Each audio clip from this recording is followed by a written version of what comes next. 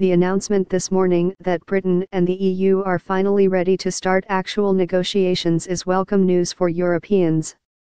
Almost 18 months after the referendum, the Brits have done what every reality-based observer knew they would have to do eventually: they have buckled. By giving in to each and every EU demand, the May government is showing that it is finally learning to behave like the junior partner it is.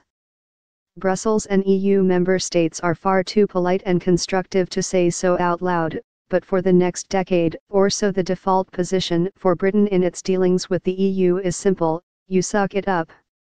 In spite of all the insults, blackmail, hostility and ineptitude, many in Europe still see the British as friends.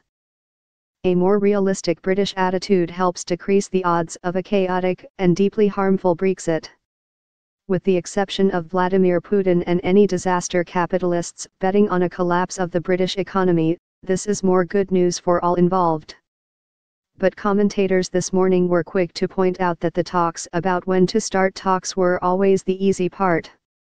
As the European Council President Donald Tusk said on Twitter this morning, breaking up is hard. But breaking up and building a new relationship is much harder. So far, EU member states have shown a degree of unity that is often described as remarkable. But how remarkable is it really to keep one's ranks closed when all Britain does is talk to itself about itself, leaving it entirely unclear what kind of Brexit it intends to pursue? Now that the actual talks are about to begin, the May government will be forced to choose between the options for a future relationship that the EU is offering, from a soft Brexit where Britain loses all political influence in Brussels but remains a member in all but name, to a hard Brexit where Britain assumes the same status as Canada or Turkey, a so-called third country with or without some sort of free trade agreement. Inside the EU, both Ireland and Northern Ireland, as part of the UK, are part of the single market and customs union, so share the same regulations and standards.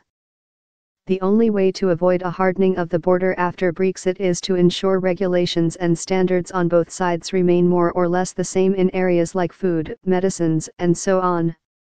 This might imply a permanent acceptance of EU rules, something that would be anathema to hardline UK Brexiteers and the DUP, who reject anything that would decouple the North from the UK. David Davis told Parliament that regulatory alignment would not mean adopting exactly the same rules as the EU but mutually recognized rules and inspections. However, an official in Brussels countered that regulatory alignment would mean that the UK would have to implement rules from Brussels without having any influence over them.